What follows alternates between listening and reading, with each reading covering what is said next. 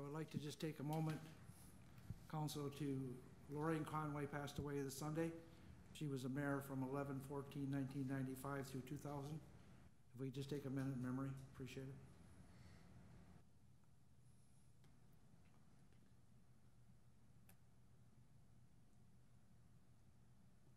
Thank you.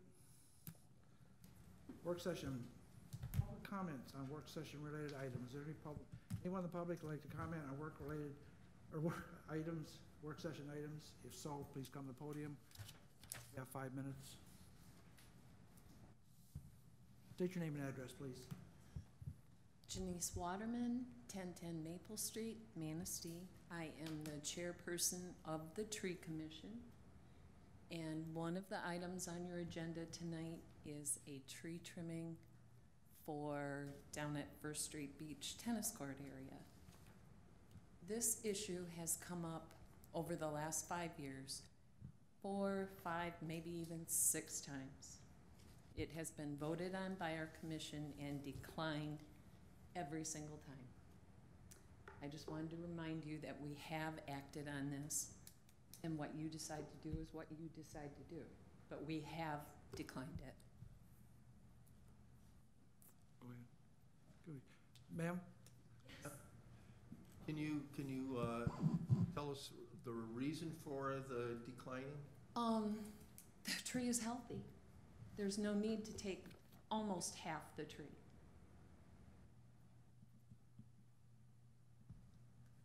There's no physical, it's not endangering anyone. People do use it. There's usually a picnic table pulled underneath it for shade. Cars park underneath it when they're at the tennis court.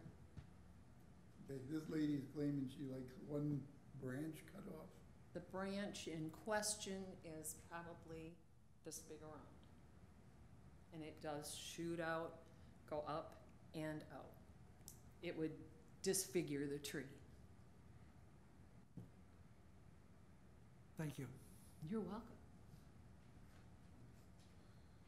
Okay, first on the agenda. Oh, I'm sorry, someone else? Okay, I'm sorry, I didn't see you. I need to look out of my bifocals, I guess. I'm Jen Teller from 712 Harbor Drive, and I'm here tonight to ask the council to work towards a tree limb trim policy that allows private property owners to trim through city-owned property to restore Lake Michigan water sightlines destroyed by overgrowth of trees. Our offer still stands for monetary assistance to accomplish it. We ask that the limb trims requested by myself and by my neighbor, who applied on 6/12 of this year, be allowed to move forward with a positive vote. If necessary, with the stipulation, no precedent established. My neighbor was not notified if her request was presented to the Tree Commission when the Tree Commission met on August 5th. So we don't know, what happened there. According to the bylaws of the Tree Commission, from the date of submission, the Tree Commission has 30 days in which to act. And since it was June 12th when that was submitted, there's been no answer. So it seems logical that the Tree Commission bylaws, as they're stated, would be an automatic approval for that limb trim. You know the situation that I've brought up to you before.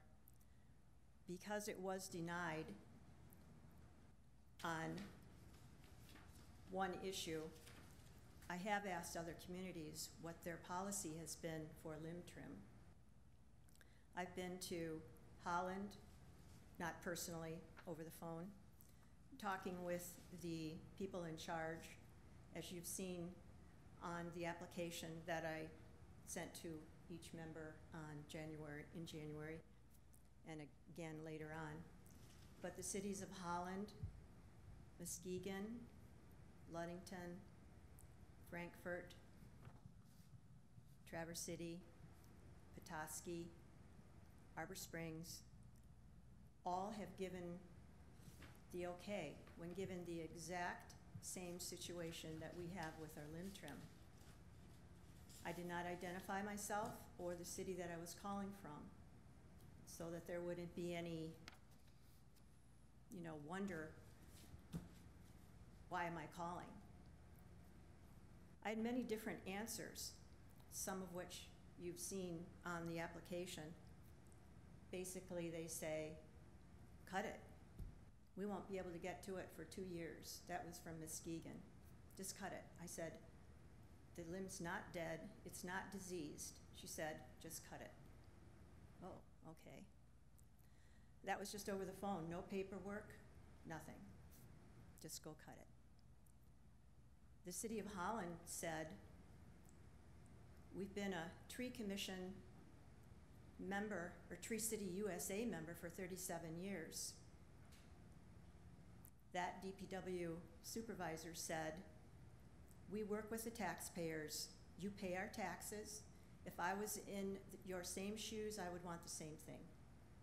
There are other answers too, but I don't want to take up all my time. But that's my statement for the moment. Thank you very much. Thank you. Anybody else? Seeing none, Mr. Bradford. Yes, I've been asked tonight to show you some functionality that we have on our website. It's called Citizen Request Tracker. It's something that we haven't used, but was requested that perhaps we do a little pilot with it for some blight issues and some other issues that it may have made sense for. So what I want to do is I kind of want to run through it with you. I want to show you kind of what it looks like, how to get to it, and then show you what another community is doing with it. And also I'll show you some statistics. We haven't had very many users, but we've had a few things come through.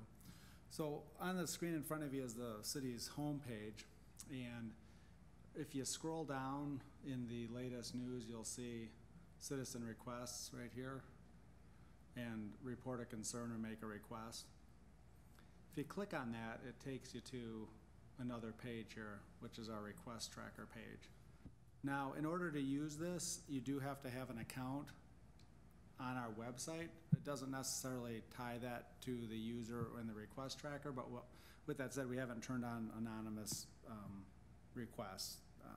That's something that we might be able to look into, but the police chief has a lot of concerns about that, so we've not done that. But the three things that we've talked about internally and we've set up are for blighted structures, for brush pickup, and for tree removal. The brush pickup and tree removal are routed through the Public Works Department, and Brandon Prince, as the DPW lead man, is responsible for responding to those and getting them on the list. And then the blighted structure, right now it's going to Chief Kozel, but it's also going to be going to the blight officer once we get a chance to hook up and train him on that. Right now, if you were to click on, for example, blighted structure, it's not going to let you get into it because I haven't signed in. Again, you have to sign in to be able to use that functionality. So what I'm going to do here is log in, and then I can show you what that looks like.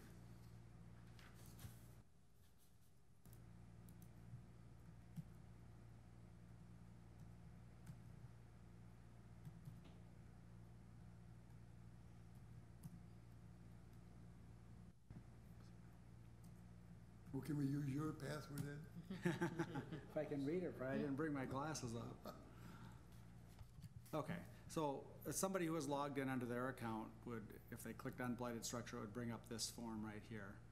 And basically, you need to fill out this information. And so the description is, please use this form to report structures that are blighted and should be reviewed by the city. They can write a brief description of what that is. They can put where the location is, street number, address. They can upload a photograph if they choose to, which is kind of nice. And then they need to fill in their information. But if you look here, these are not required. So I guess actually we do have the anonymous thing turned on. I think they can submit this without putting their name and address on it. But once they submit that, then it goes into the system and it will prompt an email response to the customer saying, thank you for using Citizen Request Tracker. We've received your request. We'll be looking into it and getting back to you. And then it gets routed to the proper person, depending on how we have that set up, for them to actually be able to look at that and respond to it. And this form is similar for all the different topics that you have set up. You can modify it a little bit, but it's just the basic information. So once somebody does submit something like that, then you, as the person who's managing those requests, logs into our website in the back end and then can look at them and manage them. So, for example, let me do that quickly here.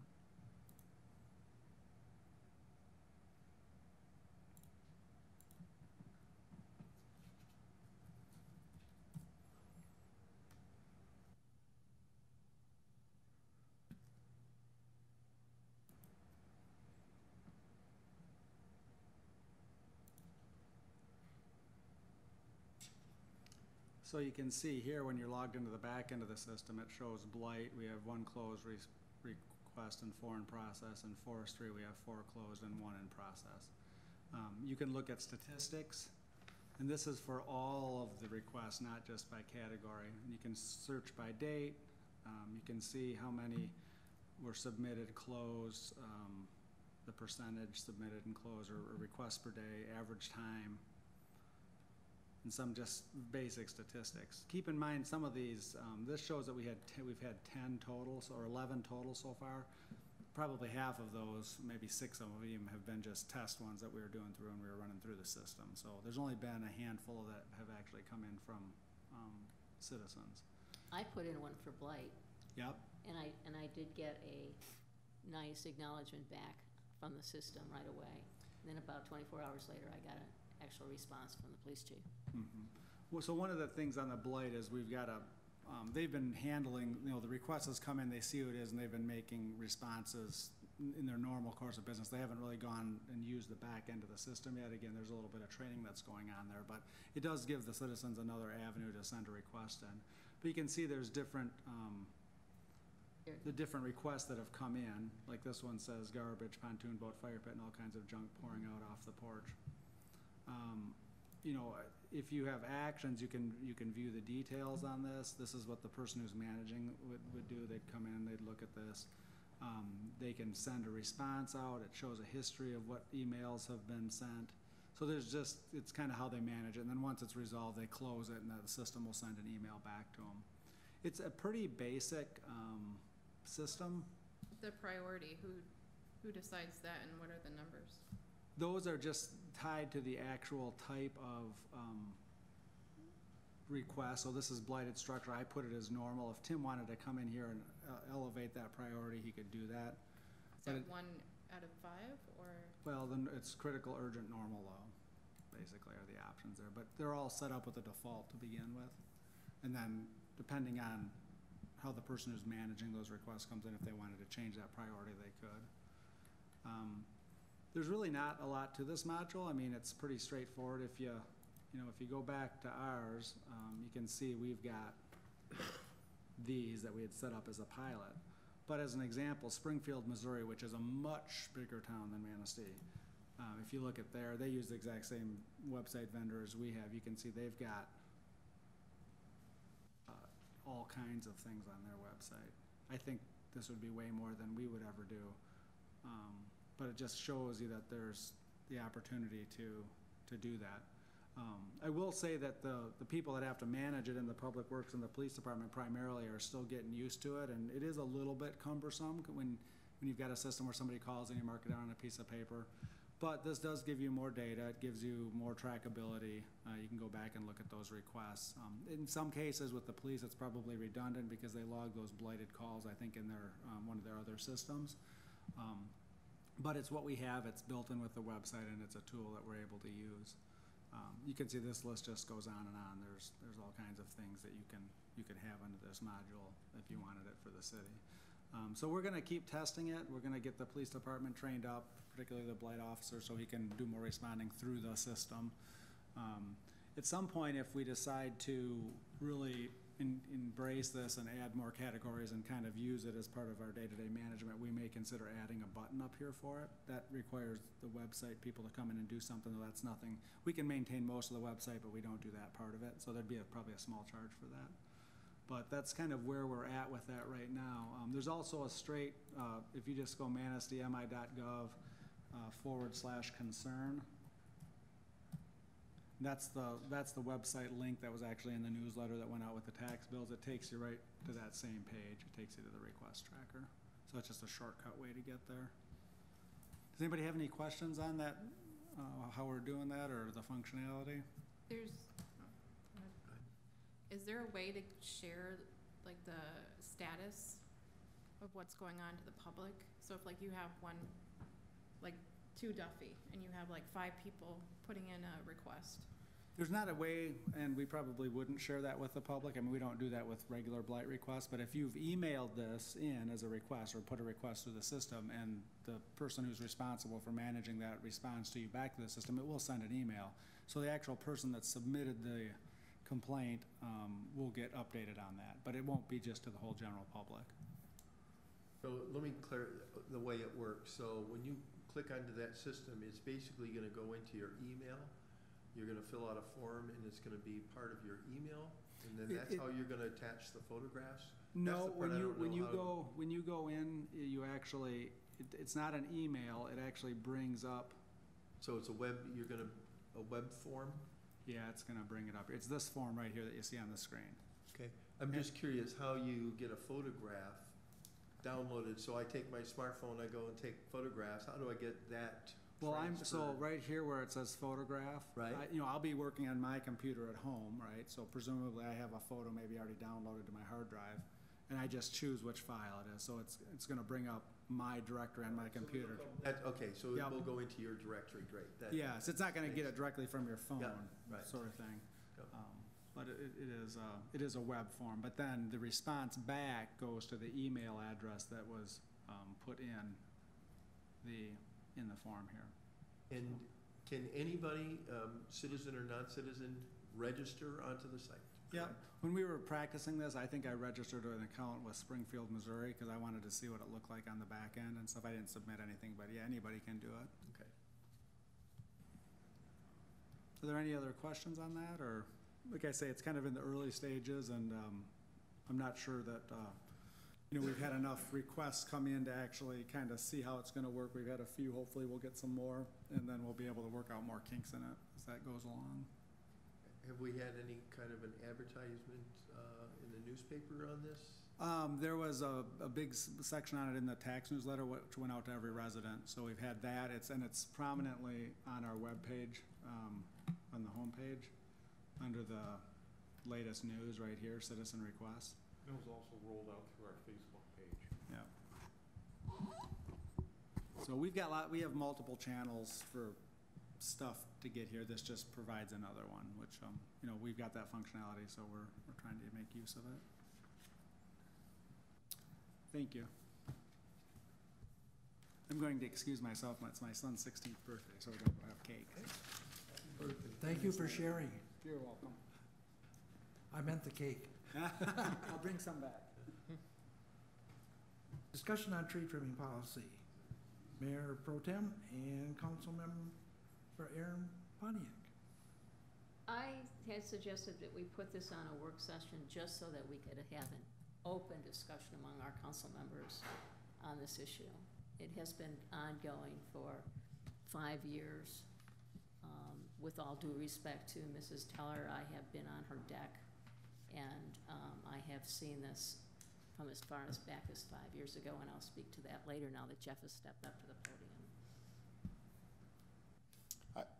If I can, I would just like to give what our perspective was and what my recommendation was to the tree commission when this first came up. Right now, the city has a tree commission. It's established by ordinance. The ordinance defines trees within the city and gives the ability to the tree commission to make recommendation and judgment calls on what trees should be removed, what trees should be planted, and what trees and species should be allowed to be planted. I think the system is working very well, and the tree commission's functioning properly. When we get a request for a trim or a cut or something within those trees, there's a form that each citizen fills out.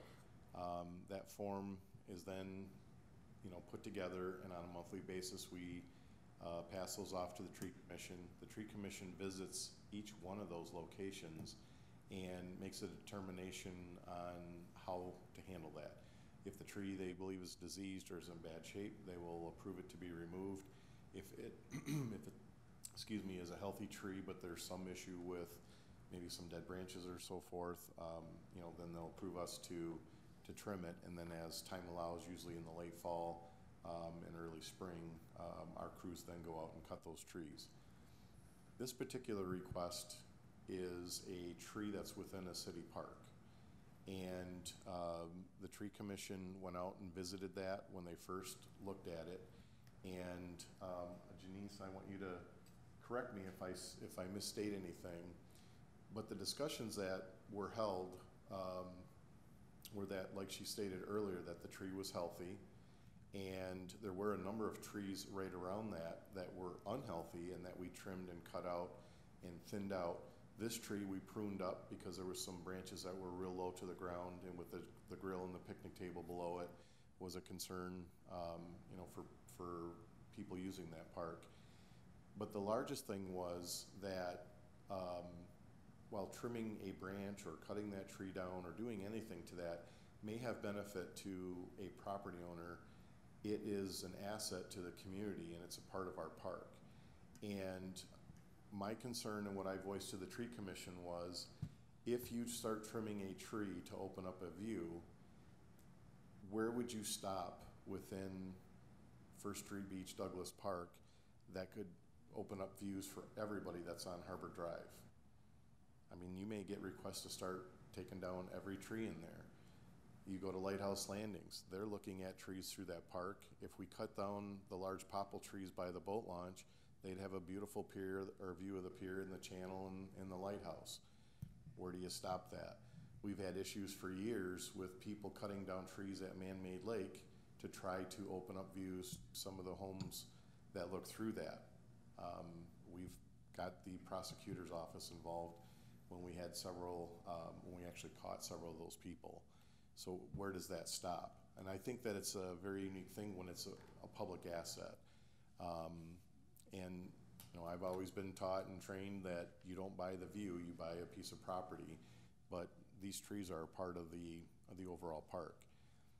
Ms. Teller brought up that there was a second request made, and there was, for the same branch to be cut by a separate citizen that was a neighbor. One of my staff members met with that neighbor, and that branch isn't even, the tree is not even viewable from their property.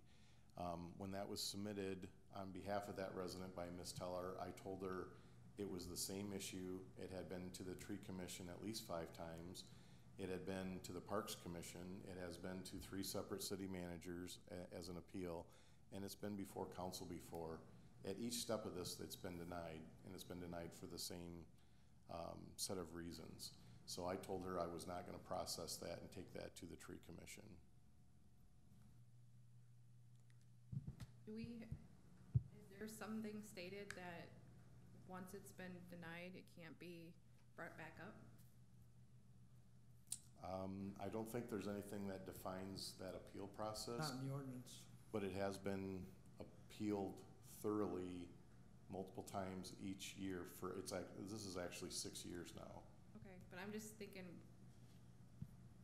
do you have the authority to say, no, we're not gonna bring it back up? Yes. Okay. This has been asked and answered many times, and the tree commission was extremely stern on that message the last time. That was probably, what, Yes. 2 months ago? Yes. I'm just They thinking. were offended that it would even keep coming back up. And this isn't a money thing. I mean, I can trim that tree and have it gone in 15, or take that branch down in 15 minutes. This is not a money thing. This is a precedent-setting thing, and it's a city asset. Okay, my whole thing is there's gotta be policy, like, cause if it's just saying, as a personal or if it's a business, it needs a policy saying if it's been denied, it can't be brought up. We need a policy saying why and if we can trim a tree, like, is there, I know that there's a way you guys do things, but is it written in that way of doing things? The ordinance addresses that pretty well. It talks about, it's the purpose of this chapter to promote to protect the public health, safety, and general welfare by providing the regulations for planting, maintaining, and removing trees. And they refer to the right-of-way, city right-of-way or city-owned property. Like the trees in front of my house on First Street, if I wanted to get them trimmed up, although I don't own them, they're city property, I have to go get a permit, right? Mhm.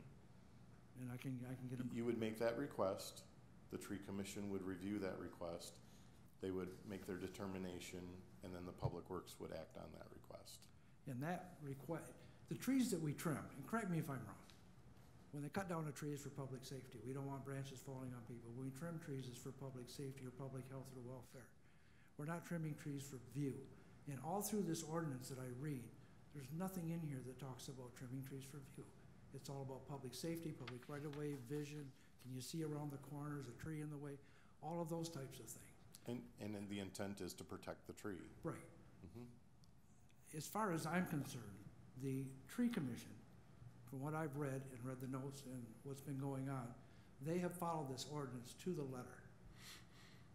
Now, the last person that has a say-so in this, the way I read this, is Mr. Taylor. Well, And he's the last appeal, and then he's the it's, last appeal. but it's also, they've brought it to council several times. Right, Right. yeah. So I'm just saying, we're doing what the ordinance is asking to be done and how it's written. If we want to change that, then we need to talk about changing the ordinance. Correct. Because, as you say, at what point do you stop trimming trees for view? I used to sit on my porch and watch the 4th of July fireworks. I can't anymore. I gotta walk out and stand on the curb. I used to be able to watch the freighters somewhat go up and down the river. I can't anymore because of the growth. I would want those things trimmed. I want those trees trimmed up so I could have that view again. Mhm. So like you say, where does it stop? Where does it, that's my, Well, I think, I mean, you can follow the ordinance, but we need to put in there, what is our take on trimming for view? Are we gonna do it, or are we not gonna do it? We don't have anything on it. well, at this point, it's not covered, but the ordinance does not allow them to make a decision on trimming for view. I think the ordinance inherently does by not trimming trees other than for the health of the tree or public safety. So we say we only trim for these things. That's it. Right. That's it.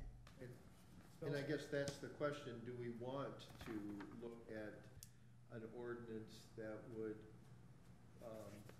allow for the trim for view, and what would the requirements and stipulations be so that, you know, it wouldn't get to the point where we'd have to mow down, you know, all the trees in First Street Beach. So there's gotta be some kind of a balance between trimming for view as trees grow and change, and or not having that effect at all. And obviously, from some of the information we've gotten, there are many communities on Lake Michigan that do have a ordinance that does allow for the trimming for view in certain conditions and circumstances. Well, and there's a circumstance, and Sean Middleton's house is on First Street, across from the Armory. Those lots stop before the top of the bank, so all those trees that are on that bank are on city property. And I know Sean's wife would love to have some of those trees cut down and open up the view of the harbor, but those trees are also protecting that bank. I mean, they're protecting from erosion. There's a lot of benefits that the trees have. And Halfway down the bank already. yeah, that one becomes an issue, but you know what I'm saying. If I could add, you know, the problem with considering for trimming for a view, it becomes very objective. And I think, or very, very subjective, I should say, that, who's gonna make that determination that your view is more important than somebody else's view, and how do you weigh that? And the way it is with the ordinance right now, it's very objective, is that, it's for the health and safety and welfare of the community and the tree. That's pretty easy to determine that, but then how do we, if we wanna institute a trimming for view, who's gonna make that determination that one view is more important than the other? And I think you're gonna get into a lot of problems. And here's another issue with that. I find it's very applicable to your situation, Mrs. Teller. Your deck or your backyard is a football field and a half minimum from that tree. At some point, it doesn't make sense to trim something that far away. There's other trees out there. It's a healthy tree. I've always been rather supportive of the tree commission, and a close friend of Pat Williams, and she has talked to me about this a couple of times. And she's very, very diligent about paying attention to what's right and what's wrong, and sticking to the ordinance and making sure that all of your I's are dotted and all of your T's are crossed. So I have a lot of faith in what the tree commission has stated so far as their decision on this particular limb. But it's at least 450 feet away, maybe closer to 480. That's why I'm only asking for one limb. But it's so far away, I don't see how it's really interfering with your view. There now, you would see why it is. I have a picture of it that shows how disproportionately long that one limb has grown in proportion to the wide of the tree, because it was stunted on the south by the other trees that are there. So, and to your point about where does it stop, well, that's why you put a $500 application fee on it to begin with. It's not about money. It's not about money. I'm not talking about that, but he asked, where will it stop? Other people have too. So if you put a monetary number on the application, that will stop frivolous requests right in its tracks. But if you also include having an arborist go there and objectively look at the tree, you can do what they call windowing, you can do trimming, and there's other arborist style words that are used to just accomplish what a taxpayer might want in regard to trim without destroying trees, hurting the tree, or whatever. That's the duty of an arborist. Can we bring this back to the Certified council? This discussion, can we bring this back to the council so that everybody on council can weigh in on this? Well, I went down there and I talked to Jeff, and I looked at that tree and I walked up and down the road, and I just disagree with cutting that branch, because you're gonna ruin that tree. It won't be ruined because the certified arborist has already said that it can be trimmed successfully without hurting it. Well, he can That's say why a we lot have of the things till he arborist looks at it. come. I'm sorry? He can say a lot of things, did he look at it? Yeah, he went there. That's why he wrote the letter that was included in the packet. Well, I'm willing to put something into the ordinance, but I don't think we should cut it. In the past 5 years, I've talked to a lot of different people around town, especially on the north side, who have a lot of older trees that have limb problems. But there's safety issues, and some of them do have to wait quite a while just to get the safety issues taken care of. So I am not in favor of putting together something that is for the benefit of a property owner over a safety issue on the other tree trimming that needs to be done in our town. I think you've got I think there's a good process. I think you've got a good commission. I think it's working properly. We haven't had any other conflicts like this. We had a resident that wanted views of Manistee Lake. We told them we don't cut trees for views. This was probably 3 years ago. He did point out where some of the trees were cracked and damaged and there were some broken limbs. Submitted the form, the tree commission agreed that those were a danger and a hazard. But, I mean, we haven't had any of these other issues. So I'm not sure what problem we're trying to correct. That's why it's not really a big deal, because you don't have a lot of requests.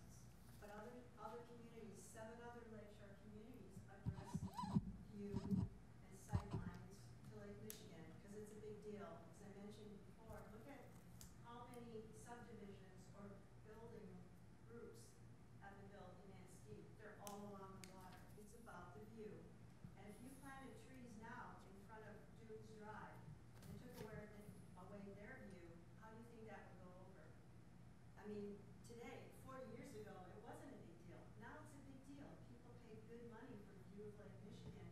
And when the urban forest is allowed to overgrow sightlines, it becomes an issue. And we're just asking that you would work like other cities have, even with the plan that came out of Harbor Springs that you all have, which allows for property owners who desire a better view be allowed to improve that view at their own expense, just as they would if they owned the property. And they hire the arborist. The person that would like to improve their view pays for it. So it's a 20th, 21st century attitude about view that you're facing. You haven't done it this way before. It's new, it's different. Just like you're dealing with a new issue with your golf courts on the city streets. It's new and it's different. It hasn't been done this way before. We're just asking for the same kind of cooperation that the Deer Call people got. There was a small group of people, they wanted something. They cost all the taxpayers in Manistee $10,000, and they'll be back next year because there's more deer. And that does not go away. And that's also a health, I'm sorry, but that's also a public safety issue. And a If you health look at the issue. tree right now, you'll see that a third of it is dead.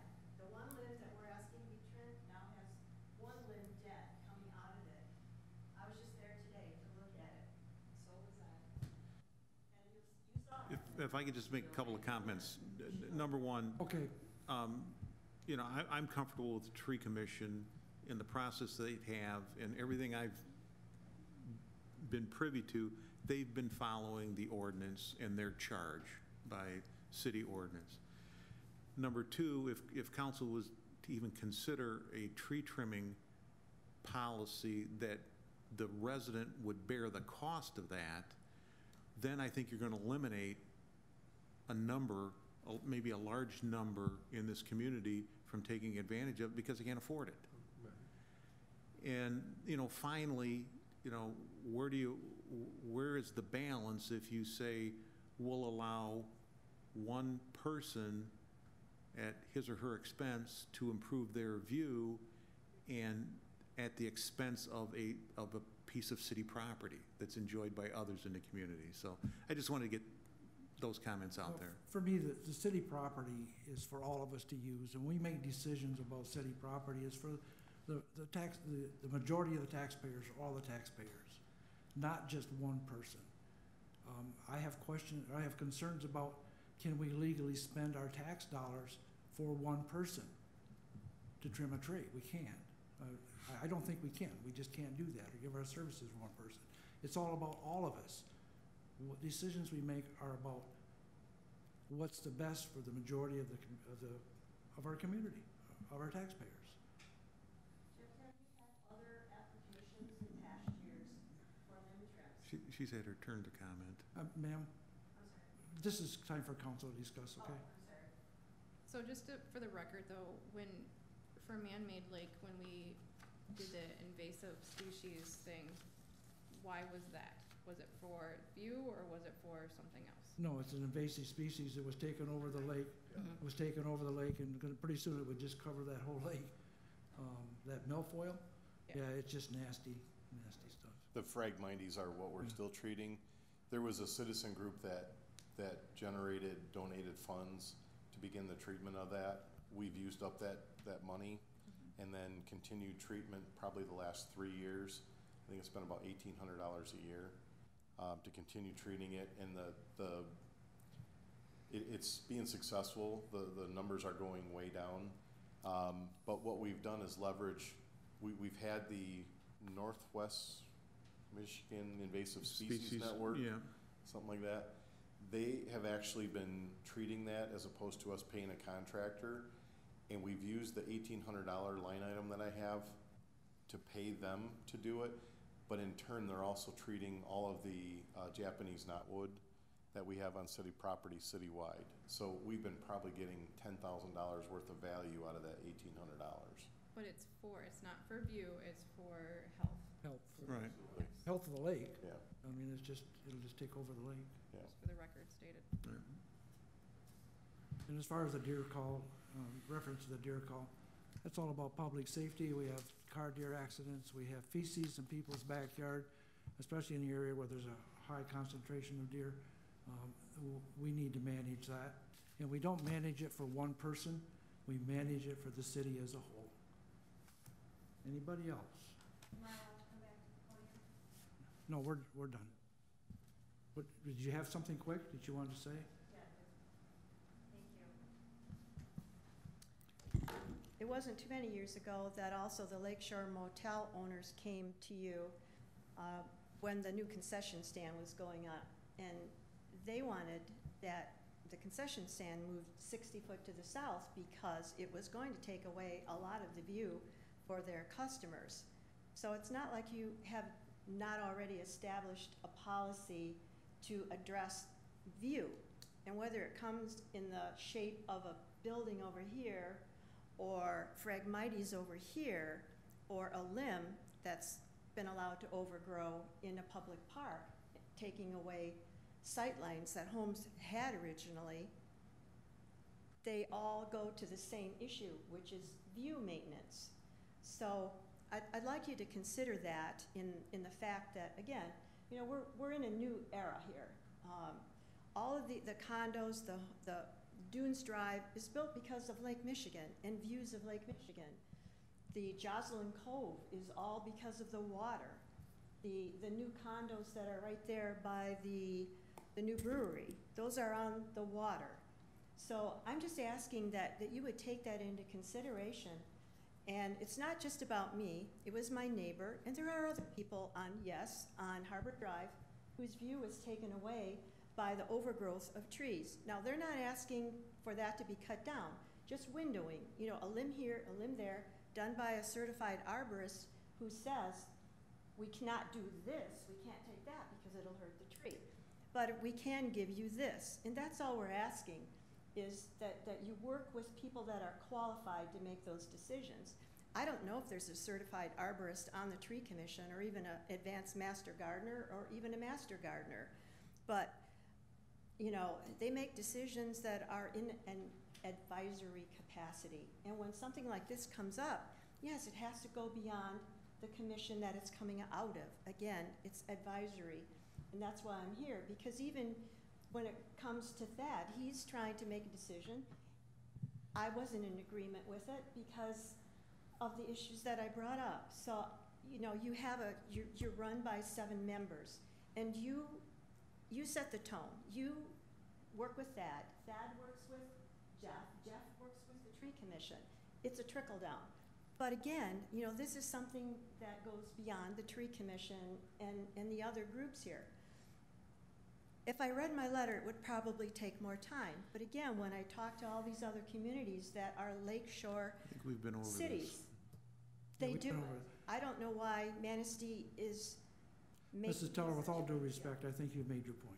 Okay, What is it? thank you so much. I really appreciate your time, and I hope you will go beyond just what has already been established to work into a new era, you know, with limb and view. Any other comments by Thank you. council members? Then what are we doing? I mean, everybody's probably getting the request on that stupid sign down on River Street from 1907. That, what I do know is the planning commission, the planning department had a meeting yesterday afternoon with the property owners, and they're poised to do some enforcement with civil infractions. Okay, because That's- I mean. I know a lot of understand. people, and Yep. we hear it from all over. And I've had discussions with the planning department to kick it along. Yeah, because it's getting out of hand. Yep. Another thing is, what are we gonna do with my neighbor up there? I mean, I'm ready to file a criminal complaint there. This gentleman is hauling all the tree branches that people are cutting down in my neighborhood, and I live in my branch, hauling them down the street. And a while back here, I brought it up that he put all the roots that the construction people pulled out, and he's got them by the side of his house, and it's for a duck blind, and it's for rabbits or whatever. And now we have planted these tree limbs that I cut out, and everybody else, he's sticking them in there. He's become the hoarder he was before. Yeah. Well, the only, option we really have is to work through the Housing Commission, because it's their property, and I've reached out to them, this was several weeks ago, when there was a complaint about taking chunks of concrete and putting it behind his house, and they did send people over there. They weren't concerned. I think they're sending over employees who don't understand the issue. They ought to send somebody over that understands what's going on. Yeah. Is he special needs? He's out there saluting all the time. I don't think he has even a conservator. So the thing is, he's making his own decisions. Yeah. If I may, real quick, I didn't mean to interrupt you. If you have- No. I just wanted to back up and let's get this tree trimming thing. Are we a consensus that we're not going to move forward with anything? What are we going to do here? I think we need to set, like, when is enough is enough? Like, are we gonna keep getting the same requests, or do we need to put something in writing when a decision's made, that's it, or, I don't know. Well, I think let's make a decision and get done here. I don't have a problem with bringing it back because trees grow. I mean, they can change. So if they want to bring it back every year and get denied, I don't have a problem with that. I think there's some, it's got to be a little bit reasonable about the request because if the situation worsens. But again, in this particular situation, I don't think it justifies a change in the ordinance at all. Anybody else want to weigh in? The only thing I would ask is that maybe the tree commission do look at some of the others and talk to some of the other cities and find out why they've made some of these windowing decisions, and how did they determine the goods, the bads, and the uglies, and how did they make a decision? I'd just be curious. I have not contacted the city of Ludington or some of the other communities downstate. I'm just curious to see if there is something more substantial that they can use to decide when a tree or windowing, for example, as she said, so that there is some views based on just the size of a tree growing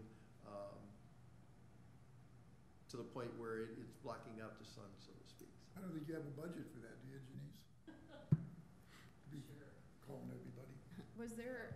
Did you guys discuss this policy at the meeting, the last meeting, the tree commission? Was there did you want to change it at all, or what was discussed? I know the minutes haven't been out. We did not discuss changing the policy at all. Well, I'll end this by saying I believe the tree commission is doing exactly what they're charged to do per the charter and per the ordinance. I've read it, and our only option in the future is if we want to like has been brought up, if we want to look at changing that, we'll do that through changing our ordinance. And at this point, I don't think there's any need to talk about any further, is there? Please speak up. I don't think there's any reason to change the current ordinance the way it is. Okay, now we'll move on to others. And Mr. Kowalski, you just stated yours. Do you have anything other?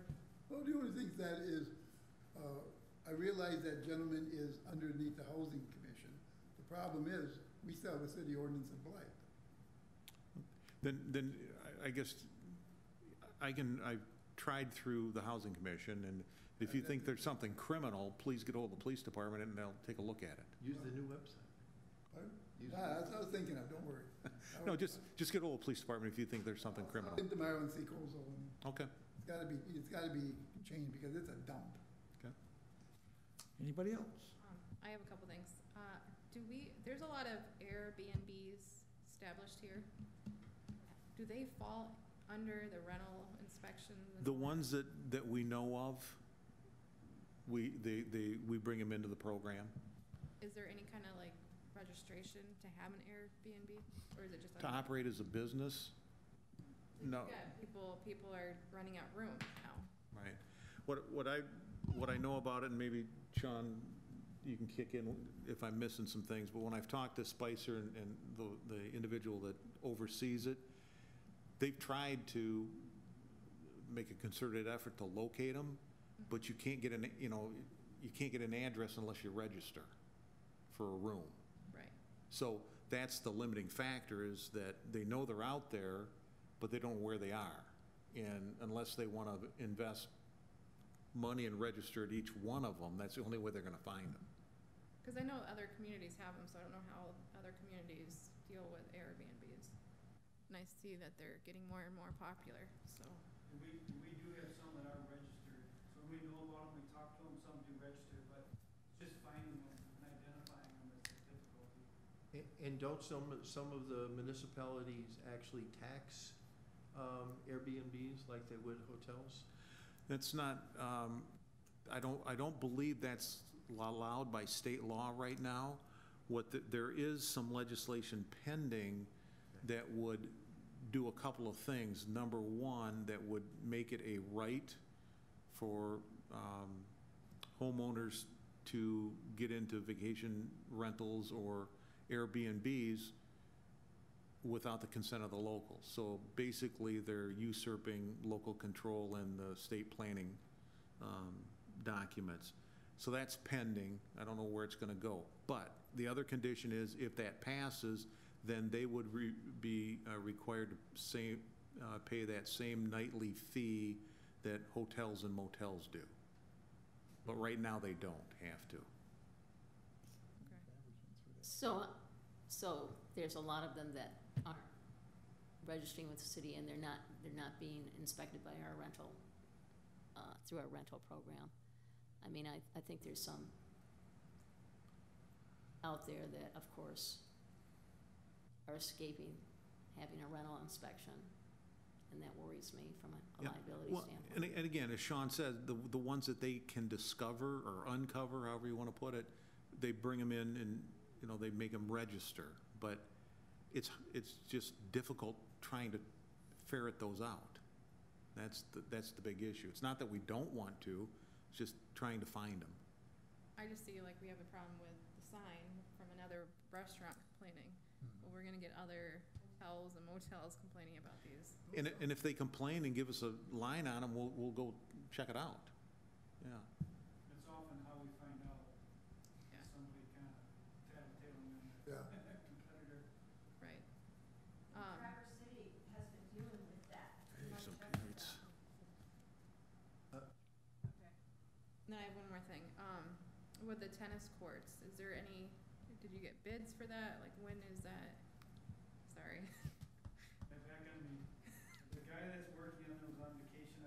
Jeff has been all over me to get on this. We're still working to get a plan together to bid. So that wasn't designed before that application went in. There's been no design on it. So we gotta do a couple things to get specs together to actually bid it. So it wasn't like a shelf-ready project. Okay. So we have to do a few things just to bid it. So we had a citizen donation that will add another Manistee to that project. We need to bid it out, and I've been in contact with the schools to find out what their schedules are and try to get the construction completed so it doesn't interfere with their season.